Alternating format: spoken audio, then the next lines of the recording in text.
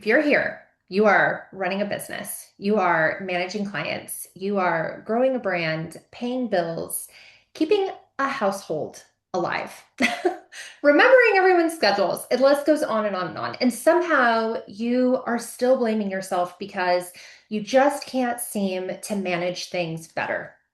And we all have more tech and shortcuts than ever right at our fingertips. So the question is, why are so many smart and successful people feeling like they're drowning? And it's because you have become the unpaid operations manager of your business, of your home, and of everyone else's life. And even when someone offers to help, you are still the one having to remember, having to assign, explain, checking, and following up. It's a lot. So today, very exciting, we are not giving you another list of things to do. No, no. We are going to show you how to take the things you are carrying in your head and hand them to the technology that's already sitting in your hand. Okay, so again, this is RPC Money Talks. I'm Katie Mast, Director of Community at Rock Paper Coin, and I'm so glad you're here.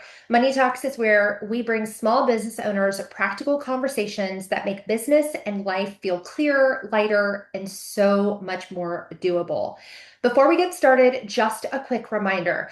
Please say hi in the chat. Let us know your name, where you're joining from, leave your social handles so we can all give you a follow.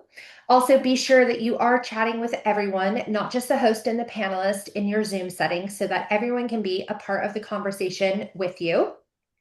And lastly, our Q&A section at the end of our sessions is always amazing and filled with personalized how-tos. And today is no exception with the questions that have already been asked in registration. So be sure to stick around for that at the end. And if you have a question during the session, drop it in the chat and our team will be sure to load it up.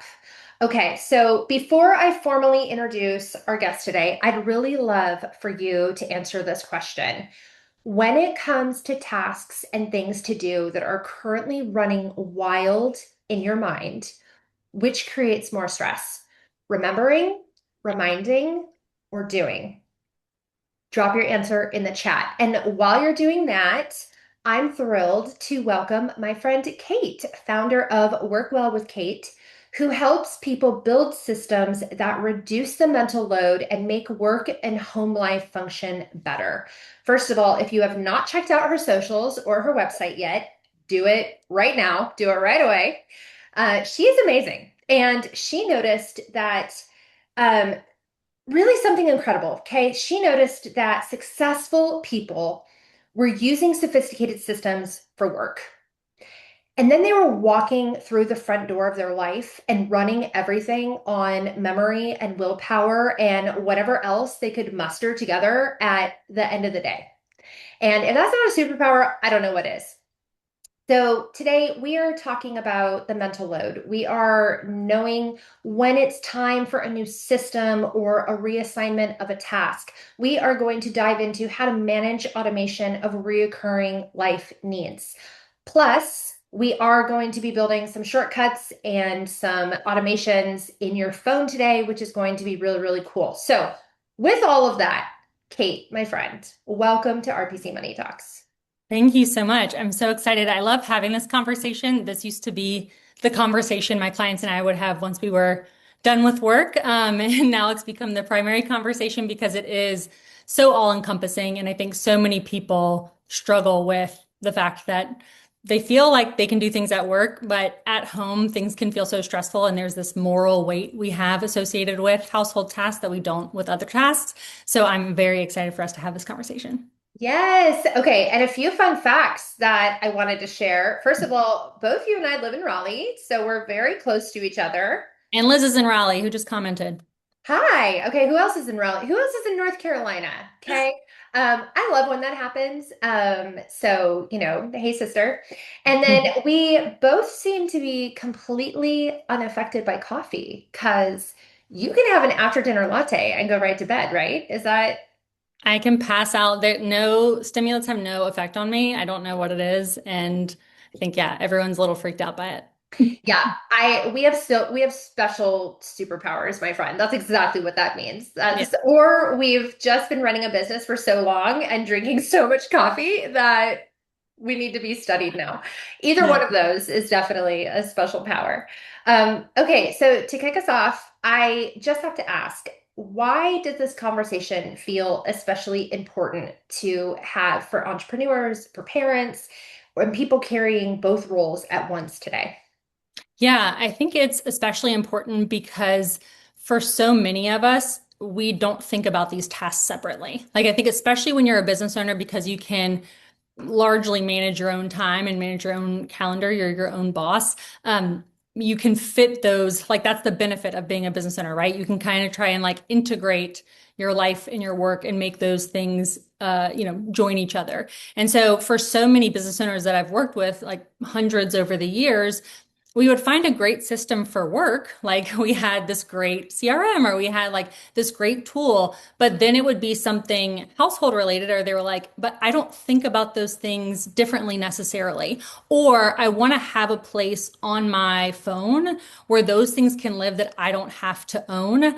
And I was seeing how often people would come to me and say, I'm frustrated in my business, my systems aren't working.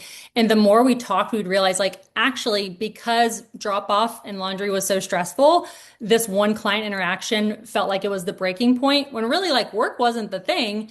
It was at home. You felt like you were managing a business and you were a team of 10 inside of one person. So it came up so often that I was like, we have to address this because this is really the problem creating other symptoms. Yeah, and I've certainly learned in juggling a trillion roles and not doing any one of them particularly well that the task might take 5 minutes, but remembering it for 5 days is what actually ends up exhausting you. Yeah, And absolutely. right, and you should not have to become the project manager of everyone in your world when they're also supposed to be helping you. Like, Totally. right? So Yes. now let me say this first. I have a great family, but I feel like on the daily, I have 12 reoccurring responsibilities that aren't mine, but somehow I inherited them. Mhm. And they could easily be removed from running in just my brain, and it would be better suited moved into the brains and the eyes of my fellow family members that they actually belong to. Like for instance, I am constantly having to remind my husband of things, almost like I've become the daily reminder text that his phone should be doing. And my kids never seem to know what's going on, even though we have a shared calendar. So and tell me like if anyone else, it's just anyone else, I end up creating snacks, washing gear, packing dance bags 20 minutes before carpool starts, while also running from the work meeting that I was just on 30 minutes before and trying to reply to the follow-ups and remembering what I need to do to close the loop when I get back because I'm just rushing. It is literal chaos, just jumping from one thing to the next. If anyone is listening to this, am I alone here? Is this anyone else? Please tell me that this is everyone else's world too.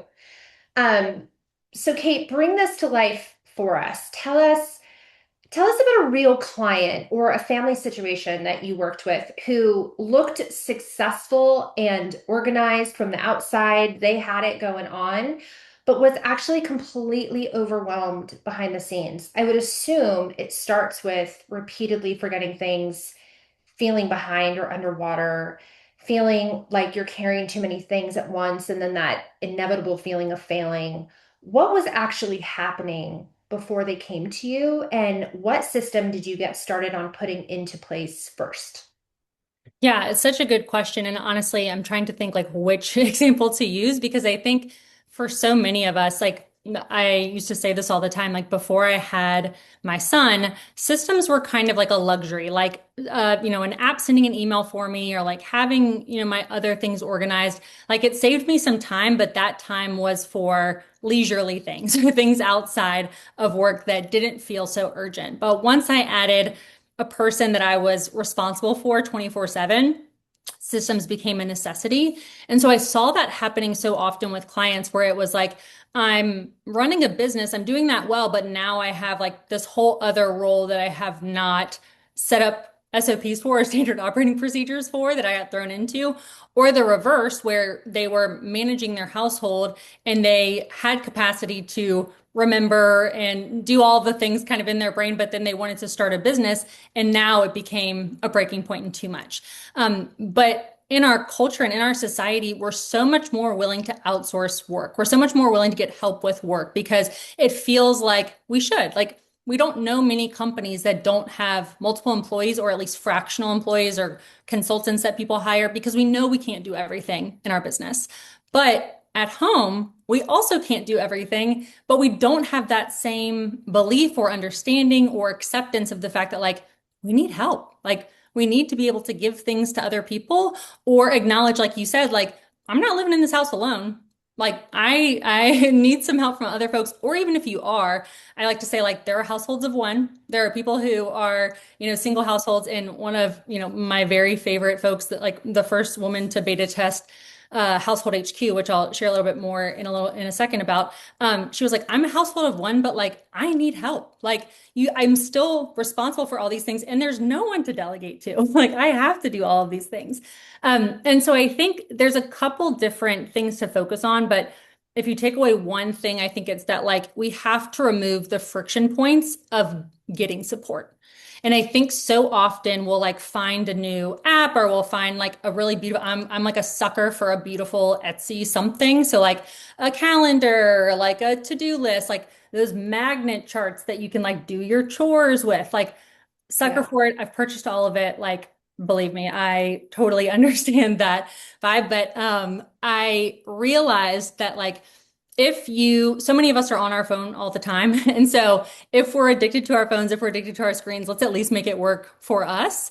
And so Apple Reminders is actually, I'm now, like, an evangelist for Apple Reminders, and you'll hear me talk about it ad nauseum, but it's because you don't have to download an app. It shows up on your lock screen. It's something that most other people in your household and life, if you have one of those devices, they do as well. And so we can assign things and have them recurring on other people's plates. And so I think so much of it, even if, like, maybe you have an Android, maybe you have a different piece of technology, but I think ultimately it's like, how do we find the most frictionless way to put our information into a system? Because what happens with Apple Reminders is if I assign my husband, like, oil change, it keeps showing up on his lock screen until he checks it off. So it's like, the text that I would be sending nagging, it's like Apple Reminders is now the, like, nagger of our of our household. It's like, you can keep nagging, you can keep reminding over here. Writing this down. Literally. So, like, you can share a household task list with anyone else that has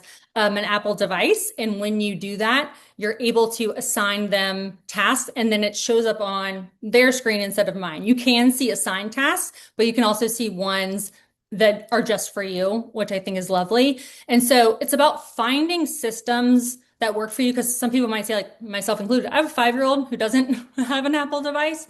And so there are tasks that I want him to do. But if 80% of it can live in a place where I already am, and I'm not having to, remind, to remember to do all those things, you can set up recurring tasks, you can assign them to people, you can attach files, you can invite your family, all of it. Oh, and it shows up in your Apple Calendar, which is so nice. So for so many of these things, it became the most frictionless solution, to make it so that I don't feel responsible for those things anymore. Yeah, and, like, here's an example. My son is on monthly medication, right? And so it has to be manually refilled every single month. And for some reason, I do seem to be the only one who can email the doctor ahead of time or make sure it gets refilled on time and then picked up at the pharmacy. And, it's just it's a thing. It's just this, like, constant task that festers, and then Yeah. it's the nagging, and then it's you feel bad, and then it's the guilt and the shame. It's just this, like, spiral, right? And I really think that that's just across the board, whether it's a business task or a personal task or a family task or whatever it is. It's the mental spiral that keeps us up at 3 a.m. and just keeps repeating. So how would you go about creating a plan around what is currently in your mental spiral? Is this just as simple as creating a reminder? Is it assigning it to another person as a formal task and just hoping for the best? Like, what is the actual situation here, and how do you create the formula to kind of get that relief? Yeah, absolutely. Such a great question. So I'm a big fan. I'm the person that wakes up at 3 a.m. like, I forgot something. I know there's something that I'm supposed to be doing. Maybe it's air filters, maybe it's lunch boxes, who knows what it is. Yeah. But I know I'm forgetting something. And so we created a dashboard called My Household HQ, which like builds all of your recurring reminders for you for every aspect of your household. And so that's kind of like first step. In fact, I cleared all my Apple reminders and implemented these recurring reminder lists into my app. So I'm like, okay, I have baseline. I have like all the things that have to happen daily, weekly, monthly, quarterly, annually are in there. Once I have that set, then there are just random things, friend's birthday, back to school, teacher stuff, all of that. And so literally like clockwork at 4 p.m. every day, I get a shortcut reminder that's like, tell Siri all of the tasks that are in your brain. And so every day Siri like prompts me like an assistant to be like, tell me all the things that are in the back because 4 p.m. is usually like the end of my last meeting. And so then it's like, okay, what are all the things that I had on there? And I can tell it what list to add it to. Or you can just say like, I'm going to brain dump and I'll go back later and assign them accordingly.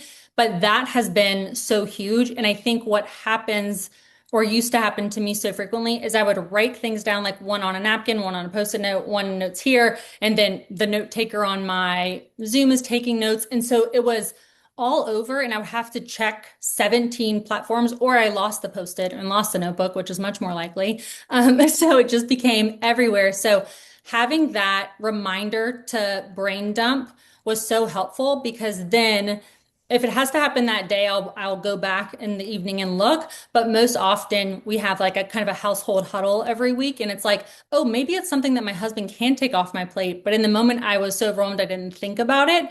And like having that space to put those reminders there and kind of go back and like schedule dates and times if you need.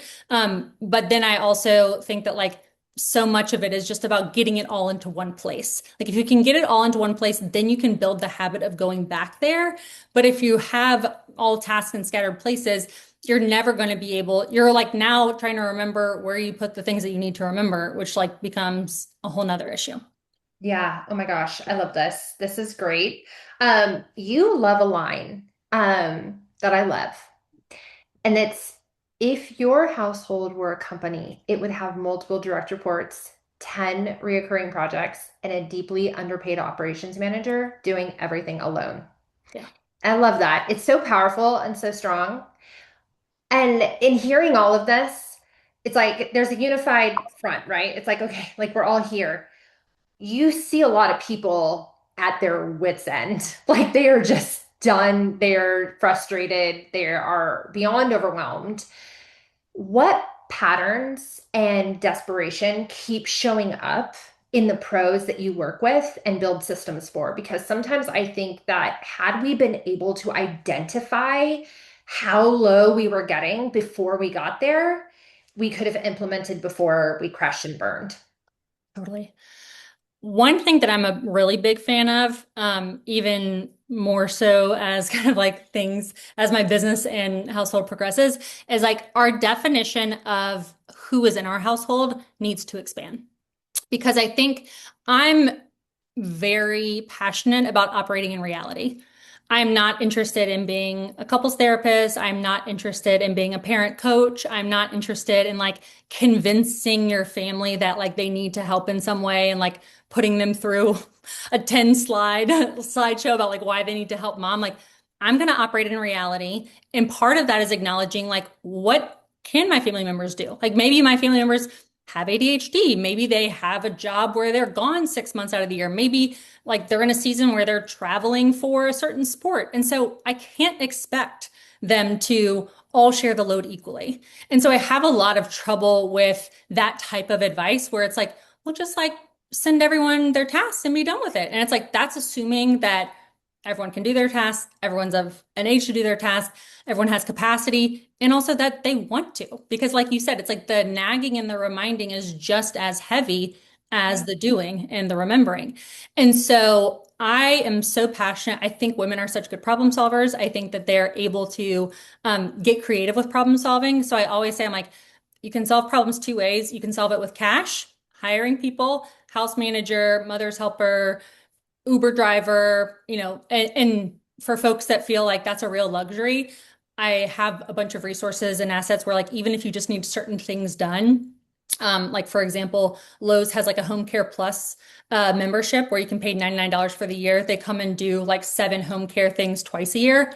Like that's basically like it's so affordable that I had to like read it 7 times. But things like that, where it's like, yes, I can nag my husband to change out the filters, or I paid $90 and someone can come do it for like do 12 tasks, or we can like pay $200 to talk about it in therapy for an hour and a half. So I'm like, it just, we have to expand our definition of household. So you can solve it with cash or you can solve it with community. I think so often we underestimate how many other women around us are trying to solve for food, for laundry, for play dates, for all the things.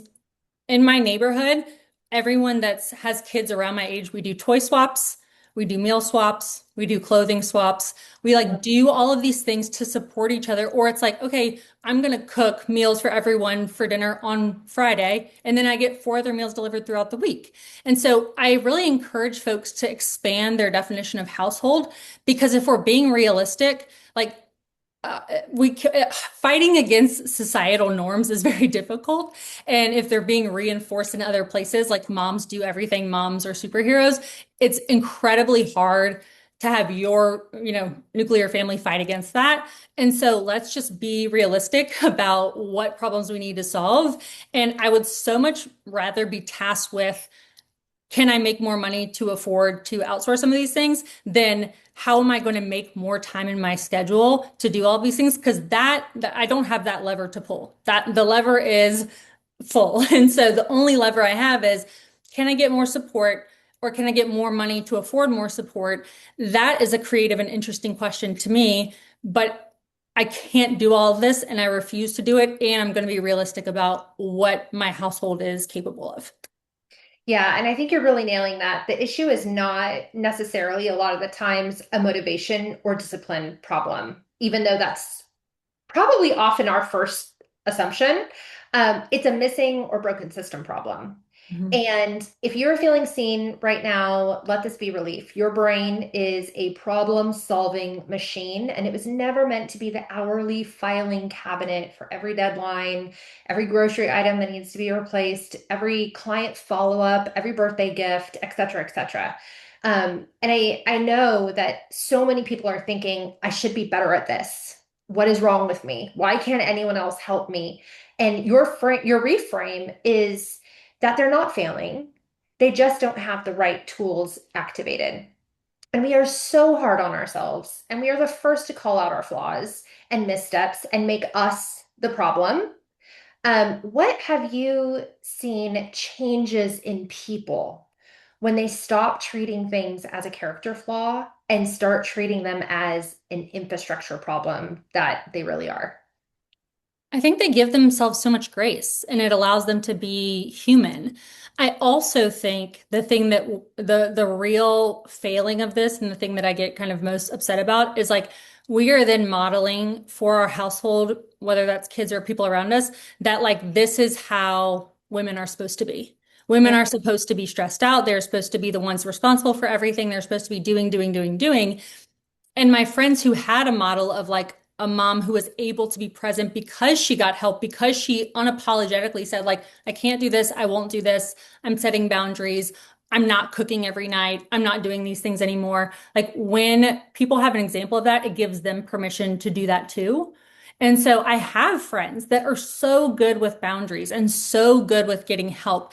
And I am now realizing they had it modeled for them. And so if I want that for my family or for the people around me, like I need to do that as well. And also, I am allowed to enjoy my life. I am allowed to have free time. Am allowed to be bored or get a massage or watch TV. And so, if I feel like my time is only for catch up, only for doing more, not only am I not living my life, which is just frustrating and sad, but I'm also modeling for other people that that's the expectation and people will respond to whatever expectation you set. So if you're feeling guilty, like I should be cooking dinner and like you kind of half cooked dinner and like then people are upset about it, it's like set the expectation with your family. And I do this frequently proactively where I'm like, I'm not cooking anymore on the weekends.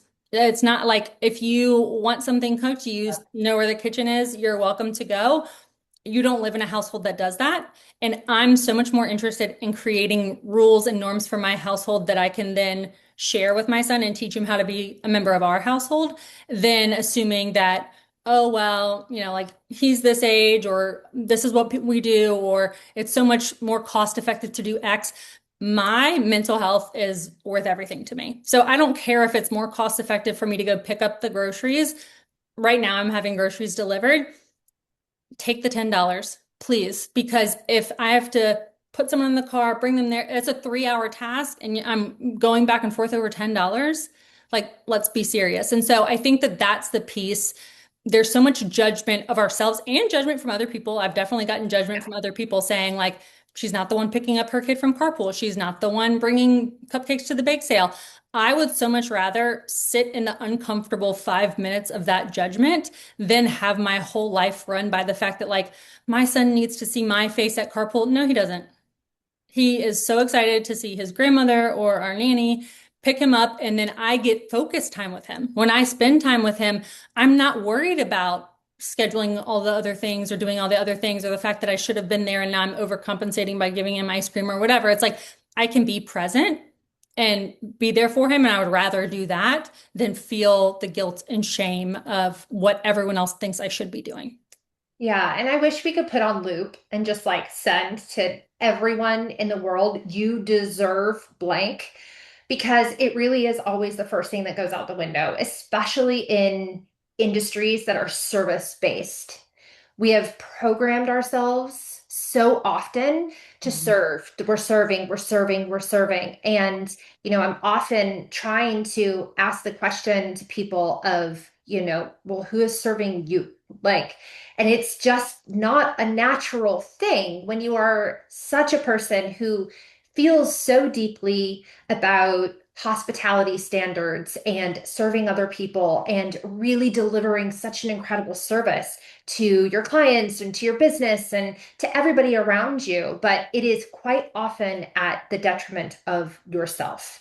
And you know it and you feel it. But then it's like, again, it's that shame, it's the guilt. It's like, well, I can't ask for help. I'm supposed to be helping. And it's the vulnerability of it all. And I really do hope, I love that these conversations are coming more and more into play because forever so many industries ran on hustle culture, right? And it's like, well, you chose to run your own business. You chose this life. You chose anyone can go get a 9 to 5 job and just clock out at the end of the day and not have any other responsibilities. And so there's still such a shame that we naturally feel about it because this is a choice that we made. So how can we complain? But it really truly, like, I want to put it on loop for everyone, including myself. It's like you deserve the break too. You deserve to ask for help. You deserve to say, I'm done today. I'm done today. And it might not feel good when you first do it, but if you start practicing it in the ways that feel really good to you, it'll get easier and it'll get better. And people will hopefully start also proactively then coming to you, and you're changing that system and saying, how can I help you, before you even get to the point of needing to ask for help. And that's really the ultimate goal, I hope, for everybody here, is getting to that point of the processes and the systems and making them work better for who you are as a person and what you need at the end of the day. And Absolutely. right. And like, I mean, our registration was filled with people saying that. And it was filled with people saying, I feel so dumb. I've never thought of using my phone like my laptop. Again, it's just the constant, right? Like, it's okay. Like, you're not dumb. Like, right? So take the time, take the grace. And I'm often reminding my friends and myself too that burnout is not always caused by doing too much. It also comes from being the person who has to remember everything. And you can't become more productive if you're drowning in the pressure of being responsible for remembering everything for everyone and doing all the things. What are your favorite iPhone features? Almost everyone has, but very few people are actually using well. Yeah. Absolutely. Oh my goodness. I'm like going through my head. There are so many. I'll start with like, obviously, I feel like Apple reminders. I think even like Tammy said in the chat, like I use it for my ongoing shopping list. It's like most people use it for one thing. And because it's on everyone's phone automatically, it's something that will pop up on someone else's phone automatically. It's so powerful and robust that if you're able to be someone who can just every day dump into there and then assign a date and a time to it, like it can be such a powerful system. And even like I think people also underuse widgets. So widgets are like things on your desktop, like I have right here, or on your phone, where you can actually have those tasks just show up on, you don't even have to go into reminders. You can have the widget show up just kind of like the weather or like your Spotify song that's playing. You can have it show up on your home screen so that you see those reminders automatically. So like thinking through how to customize those for you is best. I don't think it's a one size fits all thing. I think it's about customizing your homepage for what you care about and for what makes sense for you. But I think Apple reminders and widgets is huge. I also realized from a DM last week that people didn't know they can like sync all of their calendars to their phone. Like if you have an Outlook calendar, a Google calendar, an Apple calendar, like all of that can live in one place. Because I shared a like tip about adding things to your calendar, and they were like, I would do that, but I don't use my Apple Calendar. I'm like, baby, you can set your default calendar to Google on your phone, get those things added, and keep it moving. So I think Yeah. there's things like that where it's like, and someone asked in a comment, they're like, how do you keep coming up with these? I'm like, I lay in bed at night and I'm like, this is a problem I have, or like I saw the flyer and I know I'm not gonna like then go to add it to the calendar. What's the solve for this? And cue me Googling and figuring it out and then tweaking because I do lose my phone all the time. I do forget to use gift cards. I do like have a battery that runs low. So it's like I'm trying to solve these problems for myself and then other people use them. But I think ultimately it's about thinking through like, don't add shortcuts and reminders and automations because I'm sharing them with you. Because if it's not something that's a priority for you, now we're adding more digital clutter. Now we're like creating more mental load to try and do that. And it's like it's supposed to do the opposite. So I tell folks, I'm like, when it comes to your systems, like don't think like how can I make these better without thinking about the problem first? Because there are lots of solutions selling you better, better, better, better, better. It's like, what's the painkiller, not the vitamin? It's like there's Mhm. always something that can be better. Like Yep. we can always like optimize, optimize, optimize, optimize, optimize. That's like the name of the game right now. And I'm like, I'm not interested in optimization. I'm interested in optimization to a point, but not living for the sake of constantly trying to optimize. Like what allows me to live the life I want to live? And it's not adding 90 shortcuts to my phone. It's adding four that make sense for me. And so I think it's kind of like take what makes sense for you and leave the rest. But I would say like if I had to like desert island pick one, Apple reminders, even like I'm having them like pop up right now as like on this call. It's like, yes, like I'm someone who, if it's like not out of sight, out of mind, I need Yeah. it front and center for me. And Apple reminders is my nagging partner. I love that you also said don't just collect these because I'm Mhm. saying them. Honestly, like I'm just thinking about Instagram right now, and I was doing it last night. Like I was scrolling Instagram and I was like, save, save, save, save. And it's in theory, it's like, okay, the thing I saved could be useful to someone or maybe to me eventually, but it doesn't mean that it's a problem I have right now that I need to solve. So now I just added more into my Instagram saved folder that like maybe one day will help me. But it's like, this isn't relevant to me right now, like future Katie, maybe, but like I can find that again later. And so I do think that it is really easy. We collect apps. We collect apps, we collect tech, we collect software because somebody said something or because a friend is using it, it's working, and all of a sudden they're booking like crazy. And we don't actually have any idea why we're collecting it or why we're using it or why we have it. We just have it in case. And it's the same thing, right? With software, it's like we pay for all this software that we might eventually get to use. Yeah, But you're paying 100% of the bill and using what 5, 10, 12% of what you're actually using. And so I love that you said that because it's like we are a collector of things that we may use eventually. And it's just adding clutter to what we have and that mental drain. So totally. thank you for saying that. Um, okay, so I do want to talk a little bit more about calendars for a moment because I hear all the time the secret is a shared calendar. And I tell my husband and I tell my kids, if it's not on the calendar, it's not happening, it's not real, it's not confirmed. You can't be upset when it doesn't happen, or I'm not in the car, like waiting to take you. I'm assuming you're the same way here. So what is the right way to use a shared calendar and what actually belongs there? Because I have a feeling if we looked at anyone's calendar right now, that it might not be set up for success here. Totally. Yeah. Ooh, really good question because I do have strong thoughts on how calendars should be set up. My husband and my nanny can tell you. But I would say, like, rule of thumb, if that event is impacting anyone else in any way, it belongs on the calendar. And so, like, for us, we're Carolina Hurricanes fans. It's like we have an Apple calendar that's just games. And so it's like when I'm looking 4 months in advance now, I see like, oh, that night is a home game. Like it's a priority for me to like have fun and go to that game. So I'm not going to be able to do X, Y, Z. And so my husband and I share that calendar because we have the tickets together where like my nanny doesn't need all the Hurricanes, home games on her calendar. And so I think through who is this going to impact? Who is going to have to do something differently because this event exists? And that's the shared calendar I add it to. And so some of that is my nanny, some of that is my husband, some of that is friends. Like I have friends that I share calendars with that I travel with frequently. And I think that that is something that's so important to me is like making sure same thing. If it's not on the calendar, it's not happening. And so at the beginning of every year, I tell myself like the things that I value, the things I want more of in my life. I know Jesse Itzler does a version of this with his like big ass calendar or whatever he calls it. When it's like you have to schedule in the fun things too, or they won't happen. And so like I'll create like a Good Nights Comedy Club calendar, and I'm like, I'm buying 7 tickets now. Or like we want to do a girls trip every quarter. I'm not waiting to see what else fills the calendar before I plan that. And so I'm planning it proactively. And now all of my friends, husbands and kids know like that's happening and it's not changing.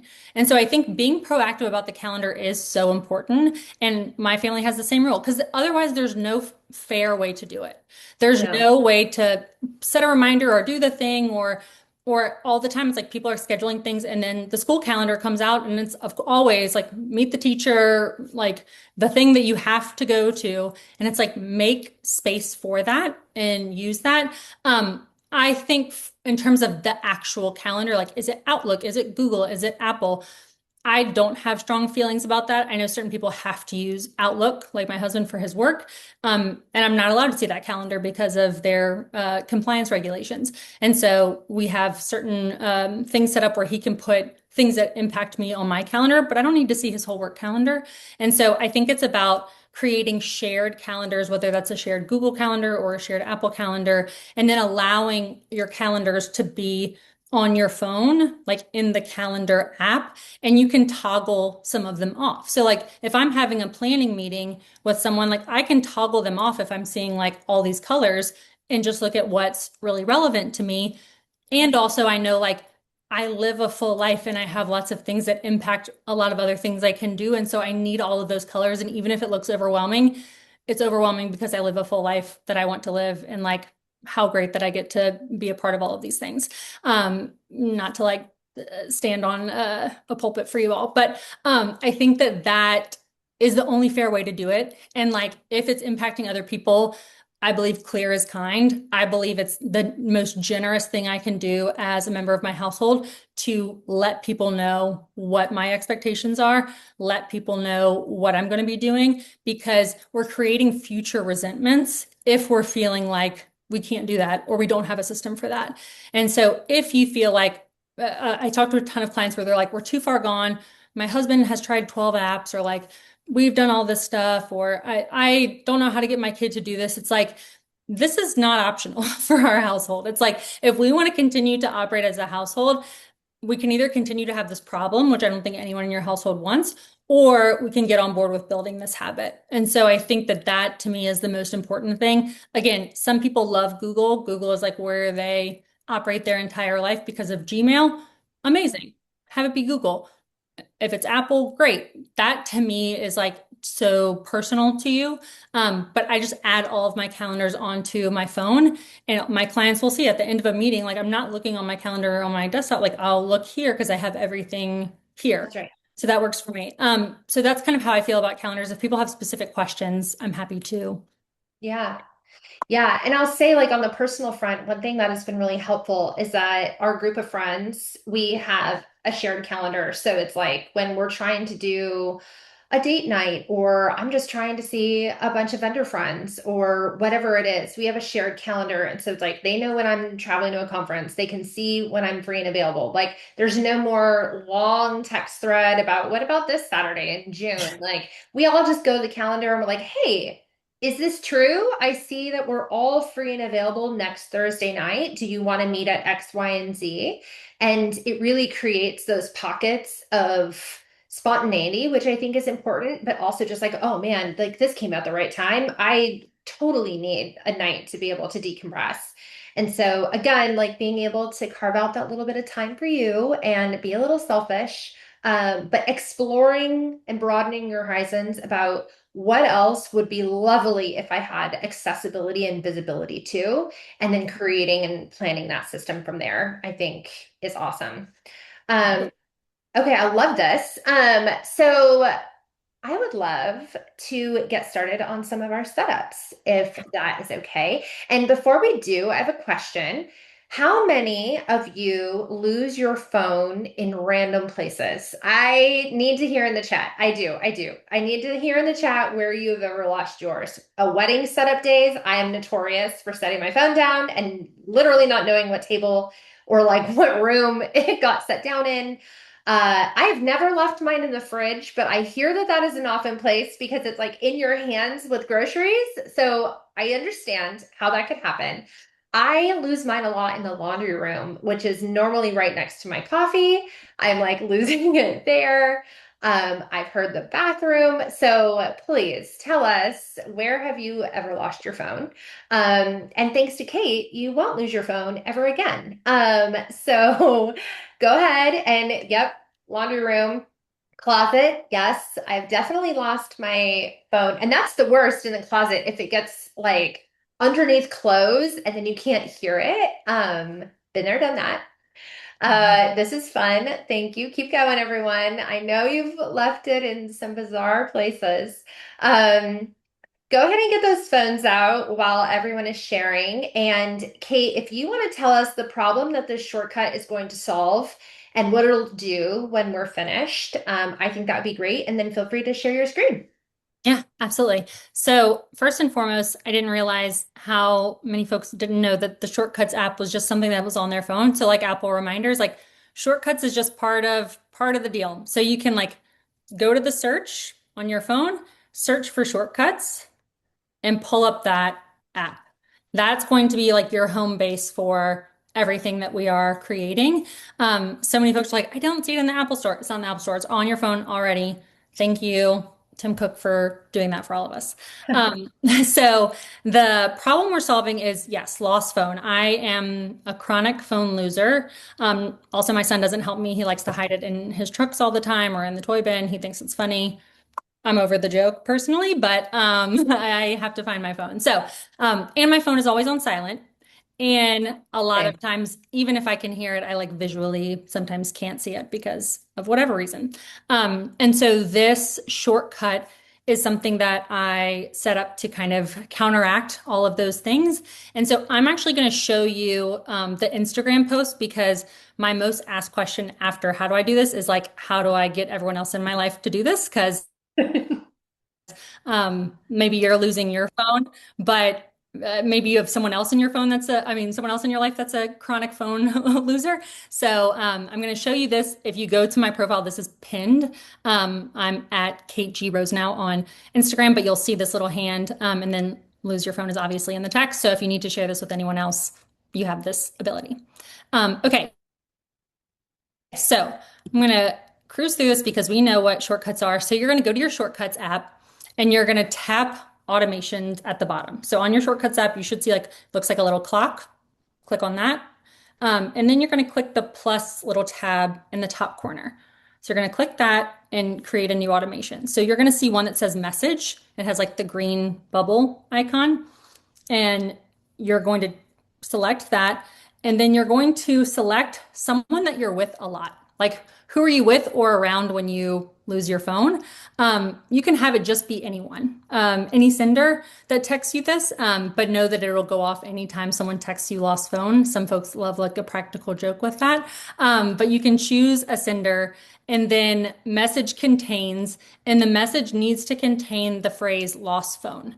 So anytime someone texts you, anytime the person you've selected texts you lost phone, your phone is going to do these actions to make it so that you can find it. So in theory, the way this works is I lose my phone. I turn to my husband and say, can you text my phone lost phone? He'll text it. And then these things happen so that it makes it easier to find. So you can put any message in there. It doesn't have to be lost phone, but that's the thing that I remember because it's what's happening at the time. That can, be any message. You also want to make sure you hit run immediately. So like when you're setting that up, sender message contains, after that it says run after confirmation and run immediately. You don't have your phone to be able to confirm it, so you need to run it immediately. So set all of that up and then click next. And then when you do that, it's going to ask you to create a new automation and you're going to want to select that. Also, I can't see the chat, so feel free to like pause me if anyone's having Yeah, issues. so far, no one's having issues. You're doing Okay. great. Okay, good. So then you can create a new like a new shortcut. And these are the th three things you want to add. So you can search for volume and then make it so that when someone texts you this, it sets your volume to 100%, so that's really loud. Mhm. You can search for flashlight, and then when someone texts you this, it'll turn your flashlight on so that you can visibly see your phone. And then and have it play music. You can pick any song that you would like. So that's the formula for this. If anyone has any issues, please feel free to let me know. I can try and pull up one so you can see the finished product.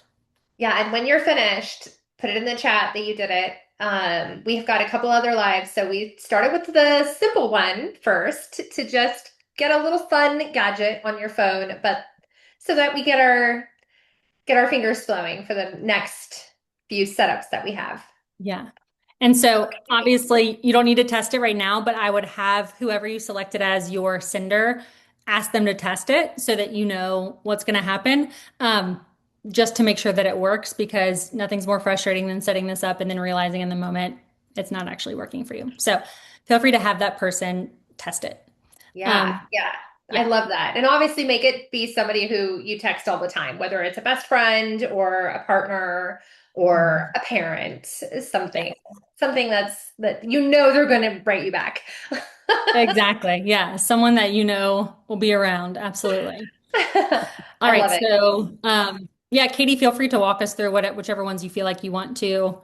Um, Yeah. Okay, so the next one, I think, why stop there? We already have our phones out. So let's keep going and let's solve one of those tiny but maddening problems that creates unnecessary mental clutter and personal frustration, and that is gift cards. And so I didn't actually even realize that this was a problem until you suggested it. And then I was filled with feelings about how many times I realized I had a gift card or a credit with like a substantial amount on it, and I wasn't prepared to use it. So walk us through this gift card shortcut, and just, I mean, you can always share. Like it just seems to be such a big hit whenever you share this on socials. Did you expect that? I did not. It was funny because when I first started sharing these things on social, it was mostly so I had something that I could just send to people in my life who kept asking me to like do setups. And then one of them, the lost phone one, took off and people started following because of that. And so I think that now everyone's like looking for the new hack, but these are really just things that like they're helpful to me. If they're helpful to other people, great. But no, I did not expect this at I love all. that. Yeah. So yes, I always have gift cards that I'm not using. I also always have physical things that I need to have that I don't. So like a QR code for something, my insurance card. I'm sure my doctor's like, please, like, could you just carry the card with you? Because every time, but I have now on my phone. And so all the information's there. I hand the receptionist my phone all the time, but having the things that you need when you're on the go, like pictures of them in your phone, is so helpful. And so here's how you're going to organize that so that it doesn't just get lost in your camera roll, because then that's not helpful either if it's just like floating in your camera roll. So the way that we do this is you're first going to set up a photo album. So when you go to like your photos in like just your photo app, which the layout of it is not my favorite, but you can create a new album called gift cards. So you can set up a new album. You should see like albums here. And then you can just create a new one and it can say gift cards. So I have a bunch of like everything from like a play cafe gift card to a massage gift card. The other nice thing is when I'm just bored, I'll look and be like, oh, I have all these gift cards and like remember that they're all in this place on my phone. But what you're going to do is set up that album and then add any screenshots or pictures of gift cards, loyalty codes, anything to that folder. That you have to do first because the shortcut is going to search for the things in that folder. So add all of your gift cards, take pictures of all of them with like their codes or their barcodes, all of that in the gift cards album. And then you're going to go back to the shortcuts app. Just type in shortcuts and you'll be able to find it. And then we want to set the automation this time. If you go to automation there and plus, what we want to set is when I arrive. So this can be used for so many different things, which like having your phone do certain things when you arrive certain places is so helpful. Like if you have an app to like check your kids out of school, having it just automatically pull up that app when you get to school, love it. Or like when you pull up to the coffee shop, it just pulls up your app, also helpful. But basically, like when I arrive, you can click arrive when I arrive at a location and whatever the location is of the thing you have a gift card for. So a lot of folks give us gift cards to this play cafe in town because my son loves it. And so I have a bunch of those gift cards. So I say, whenever we drive up to Oberlin Road, um, open this and show me the gift card album.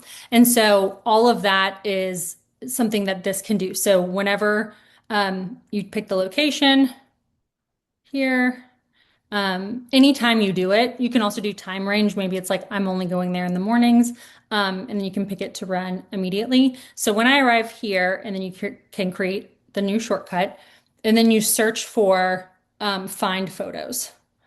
So you can type in photo and all the options for photos will come up, but you can search for find photos. Should look like this.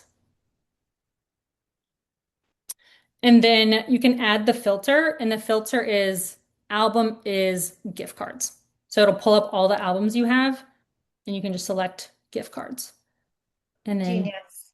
press. Did not think about the coffee spot in the morning. Like having, your Starbucks app pop up or, whatever it is. Like if you have a gift card for your favorite coffee spot, like just having that automatically pop up when you walk through the door or Yeah. just genius. Again, the mental load and the insurance card. Where were you 2 weeks ago?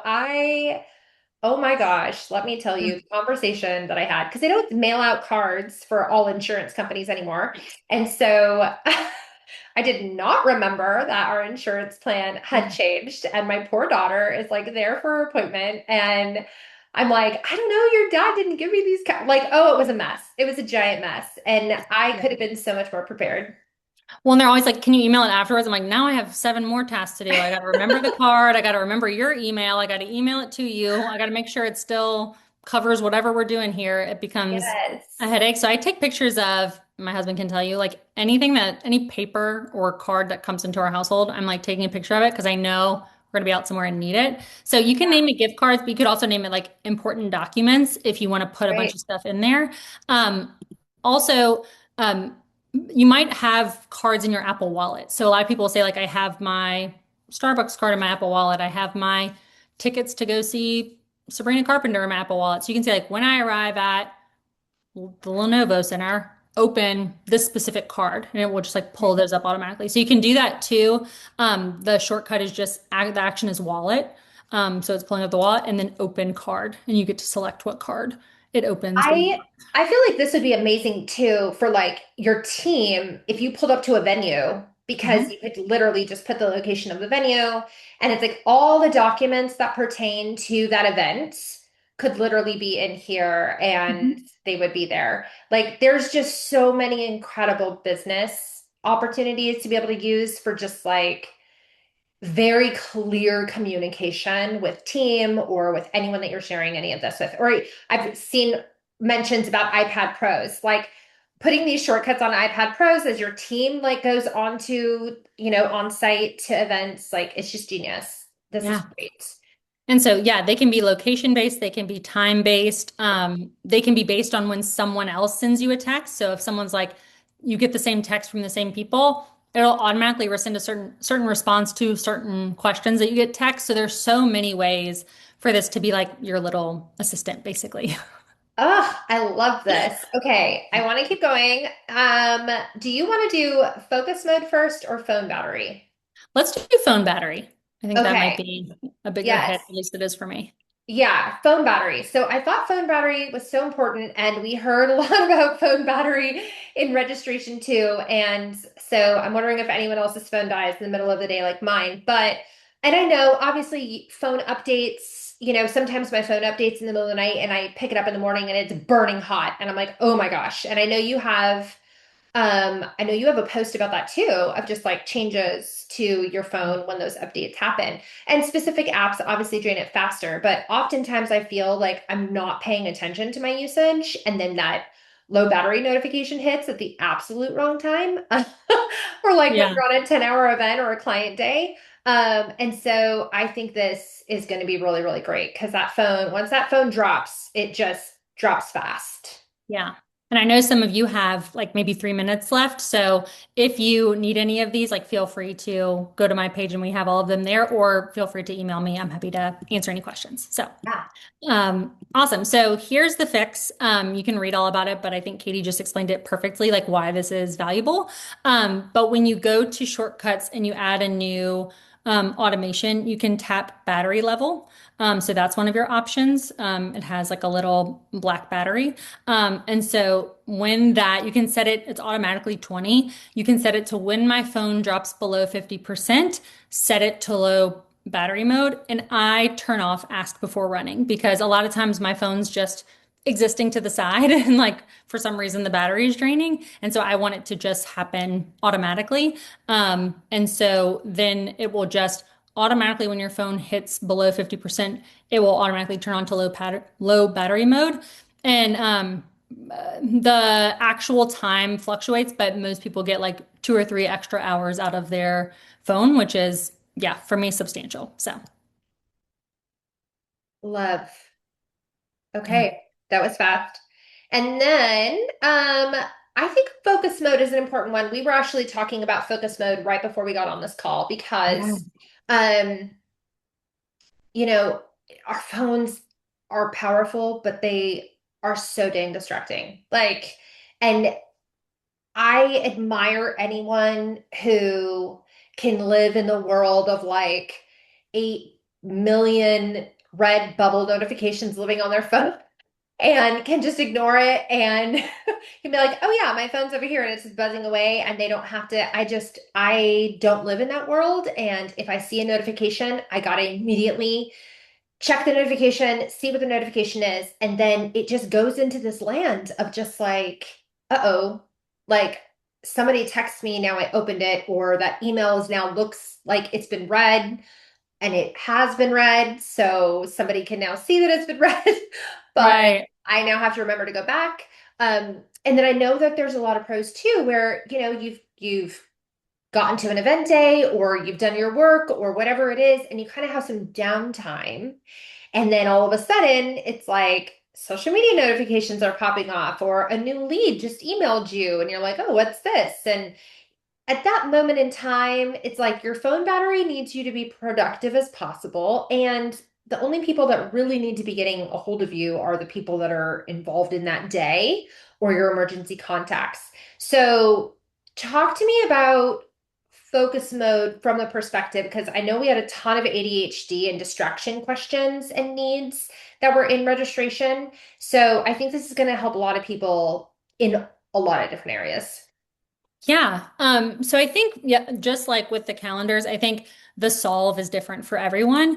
I have a lot of friends, myself included, that are fans of like the brick because you like physically cannot get to social media apps. So if you actually like, you have to physically tap this little brick in order to make those apps available again. So if you know you're the type of personality where like you have the best of intentions, but you're going to do it anyway, I think brick is maybe the best like focus mode option. There is an actual focus mode on your phone. Like if you swipe down, you can see there's like a focus mode there that can turn on or off, like do not disturb, or it can turn on and off certain apps.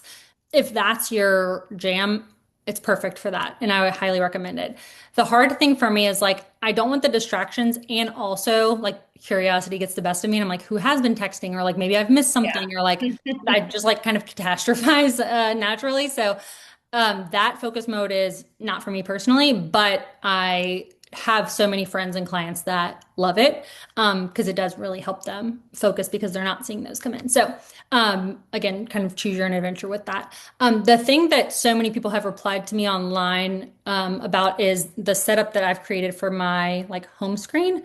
And so my like when I open my phone, it looks like this. And those are tappable. This isn't like a picture. And this is really all I want to know. Like I want to know the weather and like I want to like these are the apps that I really like need. Everything else is optional. And so I do have my search down here where I can search for any app. Like if I want to go to Instagram, if I want to go to Zoom, if I want to go anywhere, I can still search for it, but it's not staring me in the face, which makes me a lot less likely to go there. So this app is actually called Blank. I'll put the link for it here.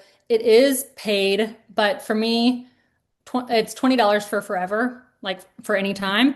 And so that's worth it to me to not be distracted. So if you want that, that's the app, and it can you can set it up on your phone, and you can customize which apps are in that list.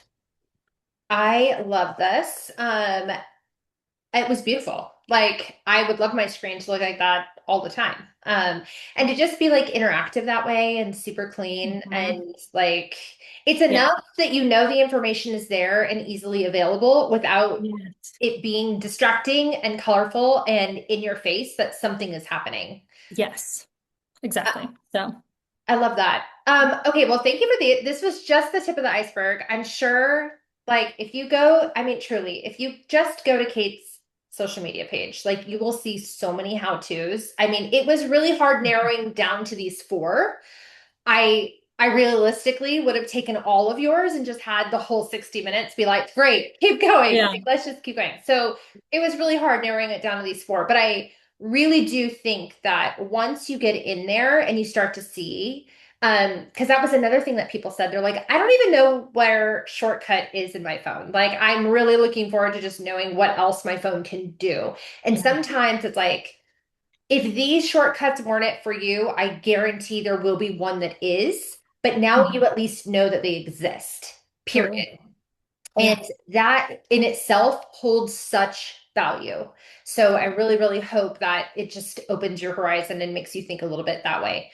We're going to move into Q&A. I know we're a little bit behind, but we're going to move into a couple questions into Q&A. Sari is actually going to drop a few more shortcut ideas into this chat. Be sure to save them, plug them into Google or ChatGPT for instructions on how to set them up. Definitely check out your new best friend Kate here, her socials, because she has a post about quite a few of these. So go to her page and see how to set quite a few of these up. These are just truly just so many more ideas that you can that you maybe haven't even thought about. And like I said, Sari is putting those into the chat as we speak. If you have any questions for Kate, be sure to drop them in the chat. You can also just DM her directly. She is so responsive and so wonderful and such a true educator. So, and before we move into that, can you tell people where they can find you, how they can keep learning from you? And I think you have a gift for everybody today, don't you? Yeah, so you can find me on Instagram. I mostly post on Instagram at Kate G Rosenow. You can find all the information that I've shared there here, and the link in bio has everything else. The gift I have for everyone is like people frequently want just like a place where they can access all their information. So I have a Google Doc that you can access on your phone, and you put all your information there that you would need to readily access on the go. And so the reason it's a Google Doc is because you're going to need to update it and edit it. And so you can do it on Google Doc or on your Notes app, either way. But it just keeps all of those important numbers, known traveler numbers, all the IDs, everything into one place. And so, yeah, Katie will share that with you. Amazing. And thank you so much for creating that. And don't worry, we will put that link with the replay as always, which will land in your inbox shortly after the session is done. So no worries there. No mad scramble. Don't worry about that. Okay, so let's just have a couple quick minutes of Q&A. Are you ready for that, friend? Yeah, that sounds great. Okay, let me just make sure we covered so much. So I just want to make sure that some of these, okay, I think this is one that's going to be helpful. Is there an easy way to clean up my phone? The numbers on my unread texts and emails are out of control, as are my photos. So photos, yes, there is a shortcut where you can have, I like depending on how married you are to your photos, like some people are just like full send, like I can just delete anything that has text on it. So you can search for like everything with text, select all, delete. Anything with a QR code, select all, delete. Anything with handwriting, select all, delete. So you can do it that way. What I do is every day around like 7:45 in the morning, it pulls up all the photos from like all the years from that day. So like July 7th, every picture I have for July 7th pulls up. I can select the ones I don't want, delete them. And so like over the year, I'll have like cleaned up all of them because it's too much to do all at once. So that's how I'd recommend doing that. I am a person with phone numbers I don't recognize. I'm just like full send. I'll just like select everything that's not a person's name, delete if I need it. It'll find me as kind of my Yeah. thesis there. So that's kind of my vibe with that. But I think for everyone, maybe it's a little different. And so again, sometimes it's helpful to just like set aside time and like go through a few of them and just like remove them as you need. But yeah, you can like select all and delete. A little off topic, but that's so funny when you said that I'm just happy deleting everything. It's fine. My husband, when he got home from like a long extended work trip, he was going through all of his emails and I watched in horror as he selected all and deleted. And I was like, why would you do that? Can't Like, do that with email. Okay, email, that's a why? different, that's And he crazy. was like, I mean, in his company, they're on Slack. Like, Slack is life. Like, if it's on Slack, it's due. If it's an email, it's probably fine. And he just selected all and deleted it. And he's like, listen, if the problem, I've been gone for 2.5 weeks. If the problem hasn't been solved, that's not on me. If somebody needs to get a hold of me, they're going to find me and get a hold of me. And I'm going to get a follow up to this email of like, I'm checking in. And I was just like, it really occurred to me in that time that there are people that do and people that do not. Like it was just so funny how I was like, wow, I could never. I would have nightmares for weeks and weeks and weeks. And he just so nonchalantly was like, and delete. It was really inspiring. Okay, so favorite ADHD shortcuts or apps that actually work, please help me. I mean, I also think like even with ADHD, there are so many like everyone it's like if you meet a person with ADHD, you've met one person with ADHD. It's like I think for everyone, like it's a little bit different. I'll say for me, I do have ADHD, got diagnosed when my son got diagnosed, which was fun. Like this type of thing, like having the home screen where like I'm not distracted is helpful. And Yeah. then my special flavor of ADHD, it's like if it's not in front of me, I forget it. And so everything, like the reminders app, like setting a time, even if it's not due at that time, setting a time to remind me to think about it. Like most of mine are like, remember my father-in-law's birthday is a month from now, is like how I set it up because it doesn't help me to remind me on the birthday. I haven't gotten anything or done anything. So I think for everyone it's different. The thing I will warn against is if you're looking at a super complex, like I know people love their Notion, we can fight about it later. But like setting up a complex system like that has so much customization sets up people with ADHD for failure because it looks beautiful, but then when you go in, you're not actually getting things done. You're perfecting and beautifying a system. So it's like positive procrastination or like productive procrastination, as I like to say. So don't download apps that like look really pretty but require a lot of setup or like you can do a lot of things with. Like that's actually a trap. So. Yeah, simple is best. Simple is best. Okay. I mean, a lot of these we kind of went over, so, and I know we're a little over on time, so I want to give everybody their time back and just be so appreciative and thankful of the time that you've given to us. But I really truly think like this is an awakening of just there are so many settings in your phone, and I hope that this is almost like a rabbit hole situation for people. That it's like once you've gotten in there and you see like, well, what else is this? Like, be curious. Like, Mhm. get curious about your phones. Throw it into ChatGPT and be like, I just watched this webinar. What else am I missing? This is the job that I do. This is the personality type that I have. These are the pain points that are currently in my life. What the heck should I do with my phone? And I guarantee you will absolutely go down that rabbit hole and find a treasure trove of things that are going to make your life easier. The goal of today was to just open the door and get you to start thinking about this in an exploratory way and get curious about how else that you could be using your phone. And I love that one line that someone said of, I never thought of using my phone like my laptop.